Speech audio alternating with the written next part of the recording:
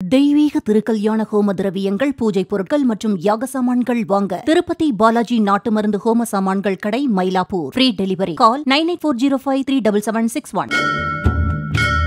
மனம் தேடும் ஆலயம். ஸ்ரீ ஆமரவியப்ப பெருமாள் திருக்கோயில், தேரெழுந்தூர், மயிலாடுதுறை.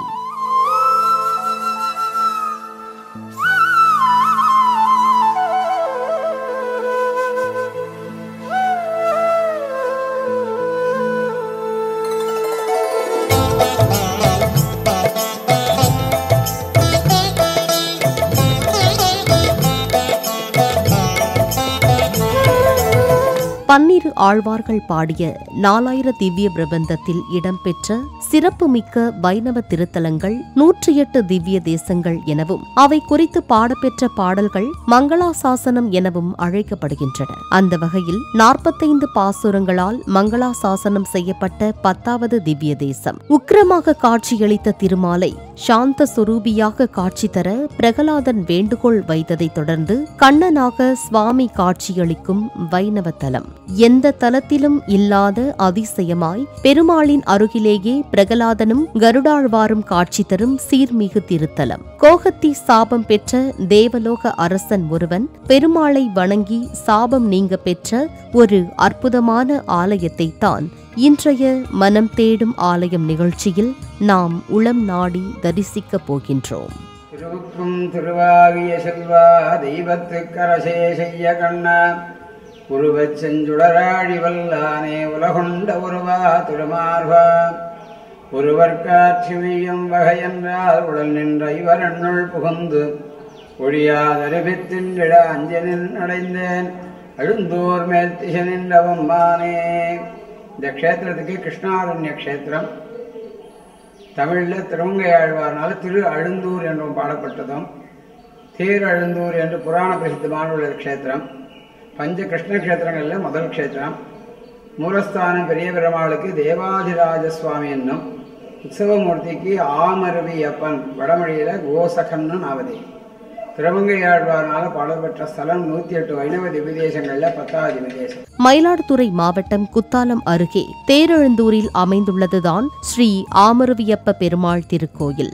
இக்கோயில் திருமங்கையாழ்வாரால் மங்களாசாசனம் செய்யப்பட்ட 10வது திவ்ய தேசமாகும். இத்தல இறைவன் செங்கமலவல்லி தாயார் சமேத ஸ்ரீ தேவாதிராஜன் என்று அழைக்கப்படுகின்றார்.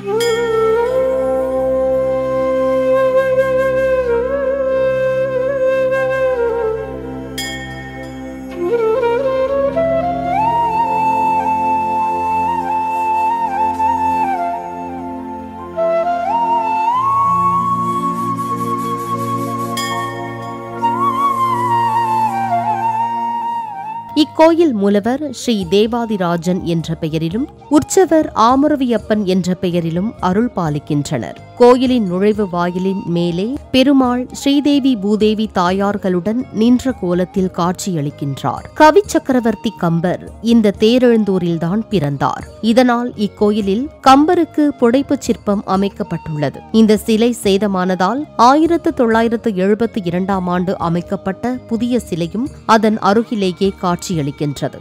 வாயிலை கடந்து சென்றால் பலிபீடம், அதற்கடுத்து கொடிமரம் நெடிதுயர்ந்து காணப்படுகின்றது.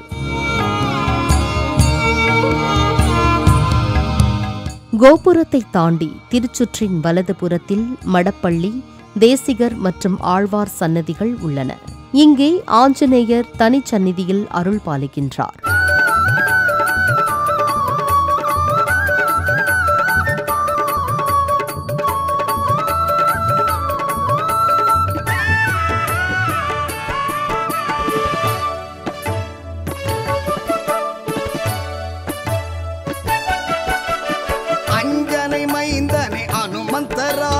நெஞ்சனை மஞ்சத்தில் ராமனை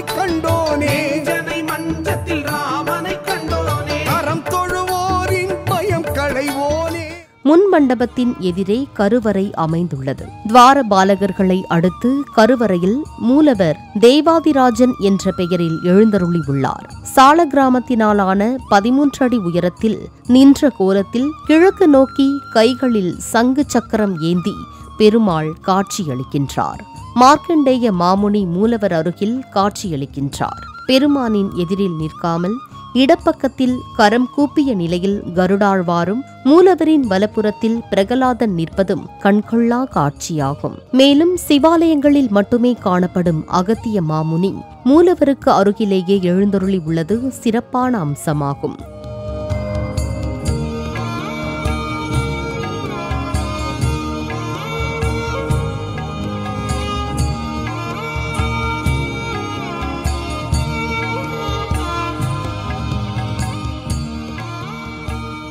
இங்கே கோயில் பிரகாரத்தில் கிழக்கு நோக்கிய திருமுக மண்டலத்துடன் செங்கமலவல்லி தாயார் தனிச்சந்நிதியில் அருள் பாலிக்கின்றார். ஆண்டாள் நாச்சியாரும் இங்கே தனிச்சந்நிதி கொண்டிருக்கின்றார்.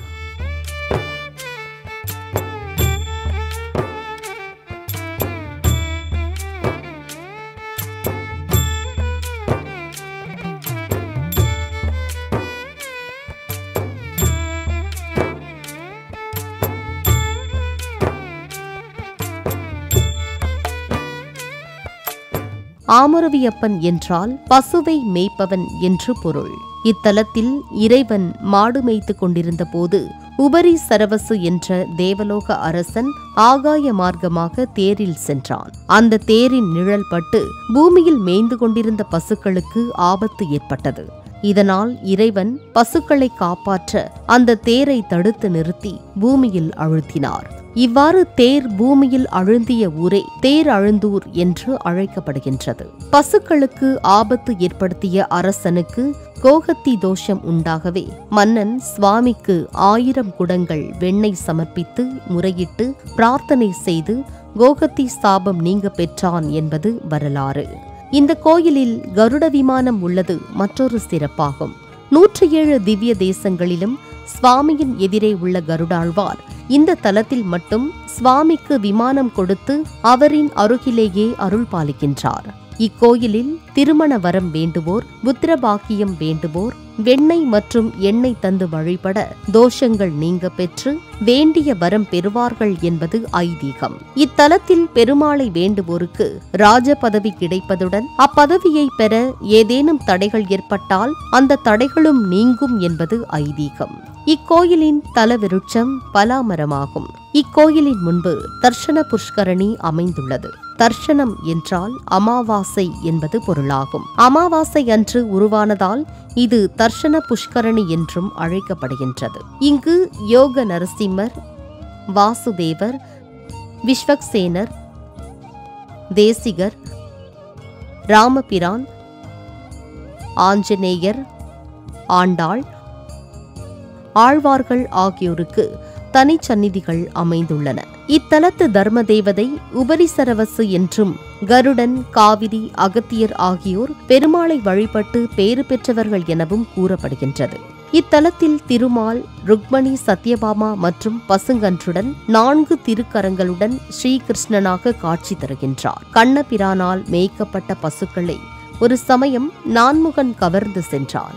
அதை அறிந்த கண்ணபிரான் மாயை போல் பசுக்களை படைத்தார். பிரம்மன் தன் தவற்றை உணர்ந்து வேண்ட பெருமாள் ஆமரவியப்பன் என்னும் திருப்பெயரோடு இத்தலத்தில் எழுந்தருளியதாக தலபுராணம் கூறுகின்றது. இப்பெருமானின் தேவாதிராஜன் என்ற பெயரை கேட்டு இது இந்திரன் திருக்கோயிலாக இருக்கும் என்று நினைத்து திருமங்கை ஆழ்வார் திரும்பிச் செல்ல நினைக்கையில் எம்பெருமான் ஆழ்வாரின் உடலில் தளர்ச்சி ஏற்படுத்தி தாமே முழுமுதற் கடவுளான திருமால் என்பதை அவருக்கு காட்டியருளிய இடம் இவ்வூராகும்.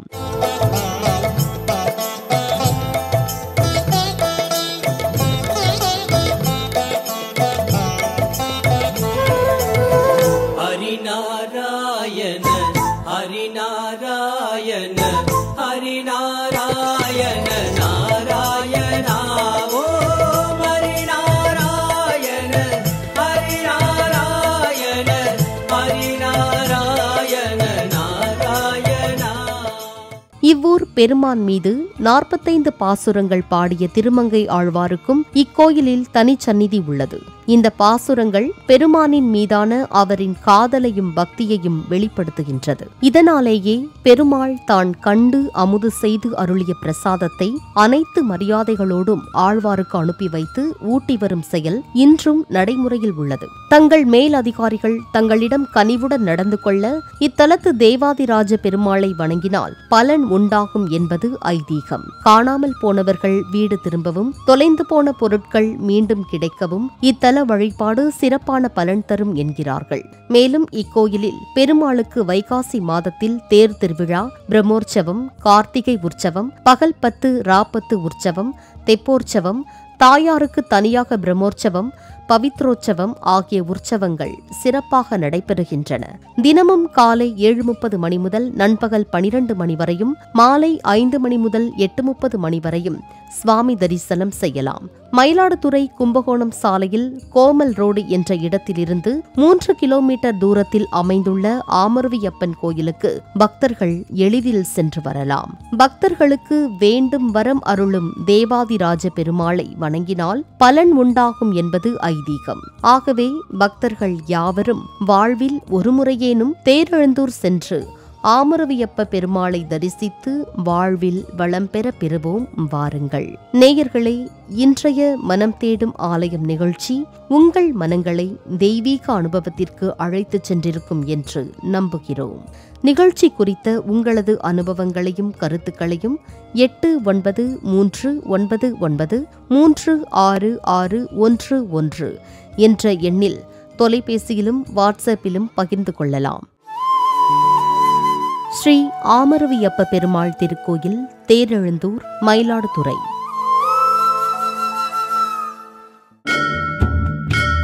மனம் தேடும் ஆலயம்.